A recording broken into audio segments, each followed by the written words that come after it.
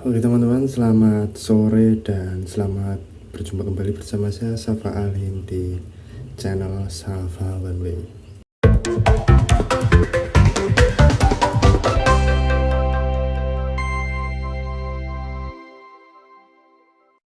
Oke, kali ini kita akan melanjutkan dari video part pertama kemarin mengenai cerita pengalaman kerja di Indomaret ya teman-teman ya. Kemarin di part 1 kita sudah membahas tentang minusan kasir. Kenapa kok bisa terjadi minus dan siapa yang mengganti minusan kasir dan cara agar tidak terjadi minusan kasir. Itu di video yang pertama. Buat teman-teman yang belum melihat video part 1-nya bisa cek di channel ini juga nanti ya. Nah, sebelum lanjut ke pembahasan yang kedua di bagian 2 ini, yaitu kita akan membahas penggantian barang hilang ya teman-teman ya.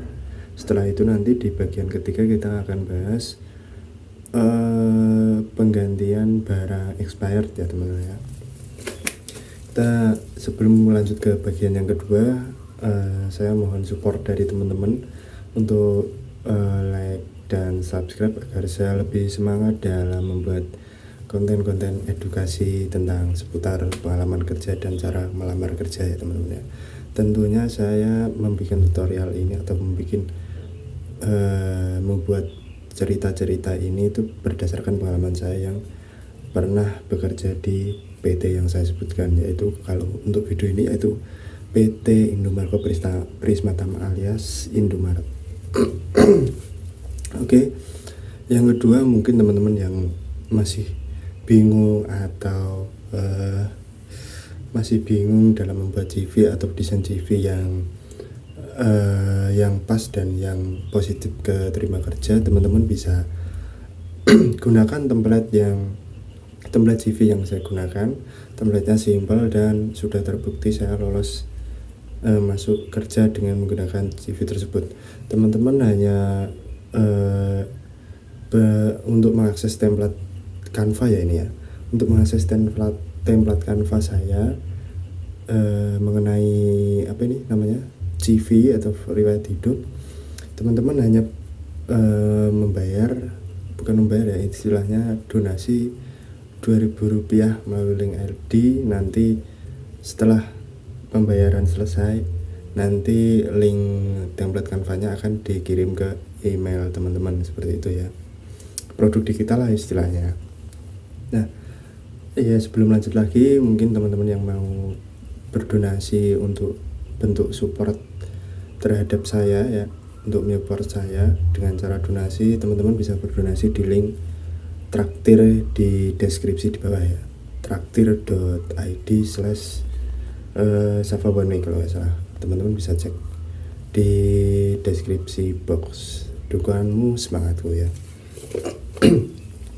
Oke, lanjut ke pembahasan yang saya akan bahas, yaitu mengenai penggantian barang hilang. Di toko itu nggak jauh dari yang namanya pencurian. Jadi ya kita harus stok opnam rutin agar ketahuan barang ini selisih atau enggak. Nah, stok opnam itu gimana? Stok opnam itu pastinya kalau ada barang masuk ataupun barang dari warehouse ataupun BKL, itu pasti ada catatan digitalnya, yaitu catatan quantity produk serta deskripsi produk yang disimpan ke komputer server, komputer kasir ataupun ya di sistemnya ya, di sistem pos. Itu nanti kita ada datanya, kita cocokkan dengan fisik barang yang ada di toko. Jika fisik barang yang ada di toko lebih kecil daripada data, itu artinya kita minus. Tapi kalau jumlah data lebih besar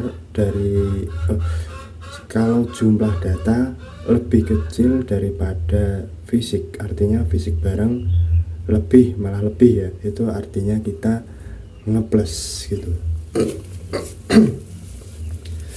Ini sesuai pengalaman saya kerja di Indomaret. itu kemarin setahun saya di Indomaret, saya tidak pernah mengganti yang namanya barang hilang. Semua tercover oleh budget toko ya tentunya. Dan alhamdulillahnya rekan kerja tim saya juga baik-baik dan good attitude ya, serta ya menjaga kejujuran masing-masing gitu. Dan kenapa kok bisa terjadi barang hilang? Yang pertama, yang pasti terjadinya pencurian ya, terjadinya pencurian dari pihak-pihak luar, pihak-pihak eksternal. Yang kedua, kita kelepasan. Artinya kelepasan itu gini, kan barang-barang di toko ada juga yang kecil ya, contohnya kayak cotton bud ataupun minyak telon yang kecil. Itu terkadang kita lupa men-scan ya. Kalau biasanya kan ada konsumen yang pakai wadah tuh, nah kita udah masukkan tapi kita lupa belum men-scan di komputer, jadinya kita kelepasan barang dan itu menjadikan fisik barang di toko itu kurang dari data gitu, karena nggak ke-scan dalam komputer, jadinya datanya nggak berkurang. Setiap barang yang keluar, setiap barang yang di-scan itu merubah data yang ada di komputer, jadinya real time lah, datanya terupdate real time gitu ya. Nah, yang kedua kelepasan. Yang ketiga itu bisa jadi rekan kerja kita sendiri yang bermain gitu. Emang ada rekan kerja satu toko kita yang bermain. Kalau sesuai pengalaman di toko-toko saya, sesuai cerita-cerita di area supervisi saya, itu ada yang satu toko bermain-main. Bahkan ada ya teman saya sendiri tapi beda toko, tapi nggak usah saya sebutkan ya. Intinya ada oknum atau karyawan itu sendiri yang mengambil barang tersebut tanpa pengetahuan karyawan lain.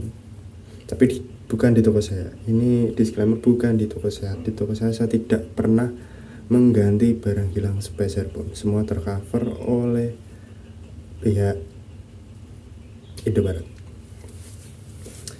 Nah, kok bisa tahu? Kan ada CCTV gitu loh. Kok bisa tahu ya? Itu tadi katanya nggak diketahui karyawan lain, tapi kok bisa tahu ya? Itu ada CCTV. Jadinya setelah ditayangkan ulang, setelah audit, kok minus banyak, setelah putar CCTV ketahuan lah, ternyata karyawannya sendiri yang mengambil itu. Jadi siapa yang mengganti barang hilang di toko? Nah, ini teman-teman harus saya luruskan juga ya. Yang namanya di toko itu ada budget ya. Entah budget barang hilang, budget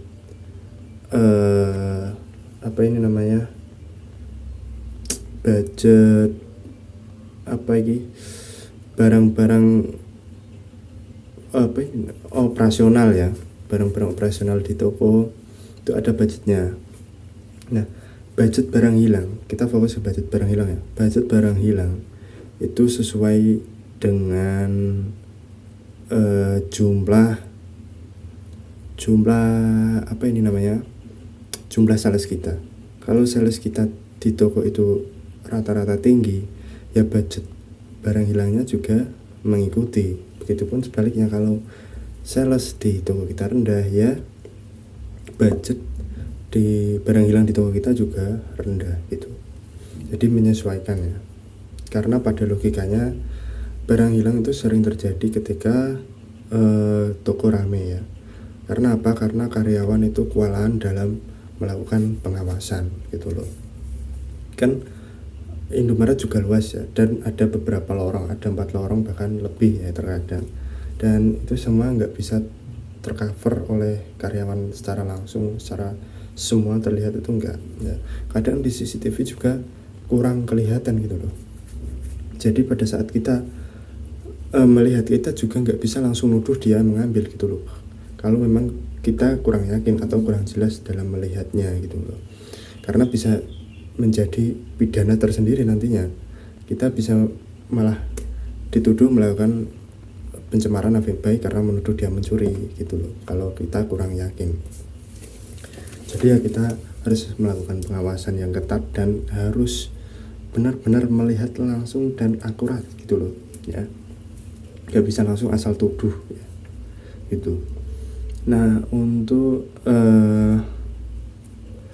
mengurangi resiko barang hilang, ini tuh ada beberapa hal yang bisa diperhatikan ya. Yang pertama, jangan pernah manual barang. Intinya selalu scan barang yang keluar atau yang dibeli konsumen. Entah itu tadi komputernya lagi error, konsumennya buru-buru, kalian gak scan, itu ya kalian harus ingat barangnya apa, dan setelah komputernya bisa harus di scan gitu. Jadi banyak kasus yaitu kelupaan itu tadi, lupa scan, bisa jadi seperti itu ya. Kalau bisa konsumennya suruh nunggu sampai komputernya lancar lagi gitu ya, kalau memang ya konsumennya itu solid gitu loh. Nah, yang kedua, selalu lakukan pengawasan ya, selalu lakukan pengawasan. Walaupun toko sepi, kita harus keliling-keliling lorong-lorong, tapi ya enggak selama jam kerja kita keliling lorong aja, ada tugas-tugas lain juga ya. Itu kita lakukan setelah tugas-tugas yang ada di toko kita sudah cicil, baru kita muter-muter lorong-lorong untuk melakukan pengawasan. Dan untuk yang berjaga di kasir, selalu pantau monitor ya. Monitor CCTV itu udah ada di depan kasir. Oke, lanjut ya.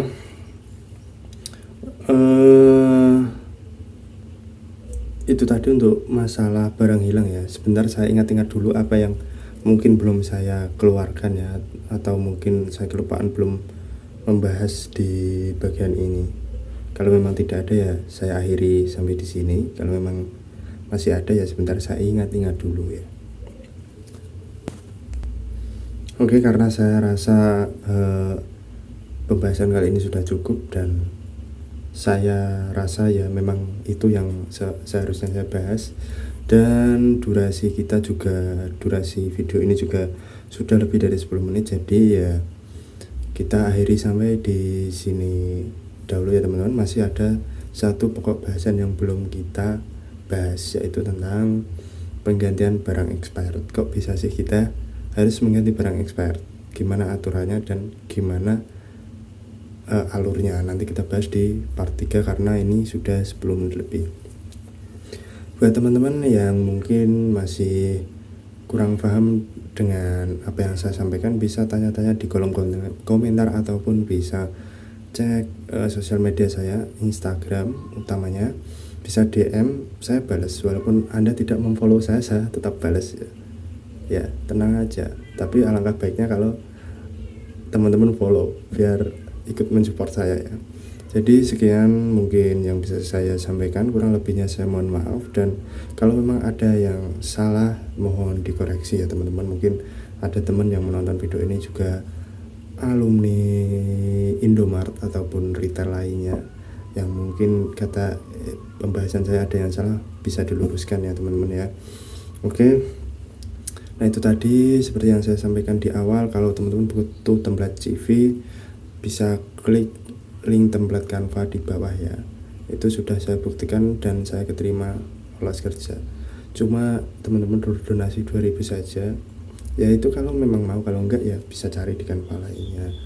Atau memang yang teman-teman yang berniat untuk mensupport saya melalui donasi, ya bisa donasi di link traktir saya ya, Safongan Waitik. Nanti saya taruh di deskripsi box juga ya. Oke, selamat sore dan terima kasih. Intinya soal budgeting, barang hilang. Kita ambil contoh, toko A memiliki budget barang hilang sebesar 2 juta. Kalau barang hilang di toko rupiahnya kurang dari 2 juta, maka karyawan toko tidak mengganti apapun. Namun jika barang hilang lebih dari 2 juta, Semisal titik 2.300.000, maka karyawan toko mengganti 300.000 tersebut dibagi jumlah karyawan di toko tersebut.